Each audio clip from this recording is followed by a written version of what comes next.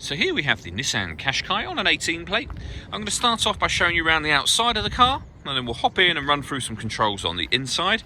But from the outside you can see it's a 5-door car with alloy wheels and tinted windows. Let's start off inside the boot and then work our way around the rest of the car from there. So as we approach the boot, you'll see we have reversing sensors. This car's also got a 360 parking camera, plenty of boot space as well, along with that 60/40 split folding rear seat. And then underneath these two tray sections, even more space should you require it.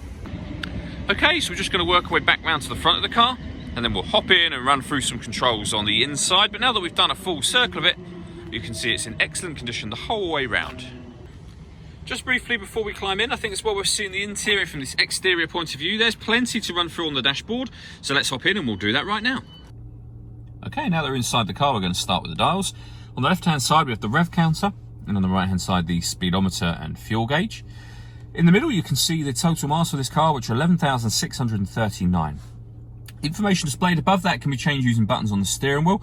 At the moment we have a digital readout for the speedometer, but you have other menus and bits available from satellite navigation, your fuel economy, audio, driving aids, tyre pressures, any warnings and settings, and then back round to the beginning again.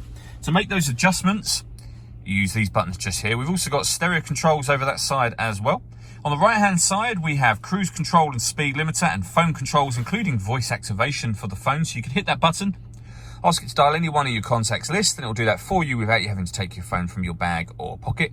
That is, of course, once you've paired it up, and that is done over on the central touchscreen just here. Also over here, you'll obviously be able to control your radio and things like that. So you can see this car has got AM, FM and DAB radio.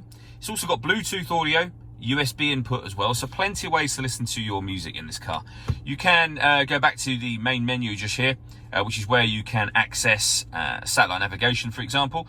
There's a full video showing how the satellite navigation works on both our website and on our YouTube channel as well, so it's well worth checking those out if you have the time. Also, you'll see it says camera just there. If I pop the car into reverse, we have a 360 parking camera, so a reversing camera and a bird's eye view image of exactly where the car is parked right now. And it goes a couple of steps beyond that. If you press the camera button, you get a front-facing camera and the bird's eye view, or a front-facing camera and the front passenger side wheel. And you get the little lines here to help you line it up into space, so you can see that the car is kind of perfectly lined in the space at the moment.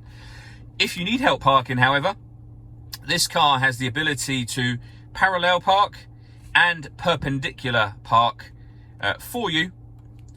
All you've got to do is control what gear the car needs to be in and the accelerator and brake. The car will tell you exactly what to do. And we've got a couple of videos again showing this working that can both be found on our website and on our YouTube channel.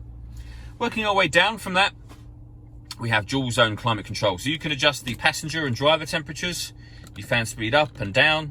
You can determine where you'd like the air to be distributed within the car. When you're happy with those settings, that button turns the air conditioning on and off again, of course. Or you can hit auto, and the car will now maintain the temperature you've asked for by taking full control of the fan speed and the direction of the air. You can see and hear it doing that. To override it, just readjust everything and put it back on whatever setting you want it on. We've also got a heated rear screen and a proper heated front screen as well. Under that, a 12-volt charging socket, electronic handbrake with auto hold function, a 6-speed manual gearbox, and then driver and passenger heated seats.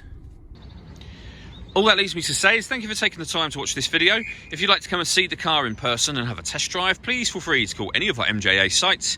We'd love to hear from you soon.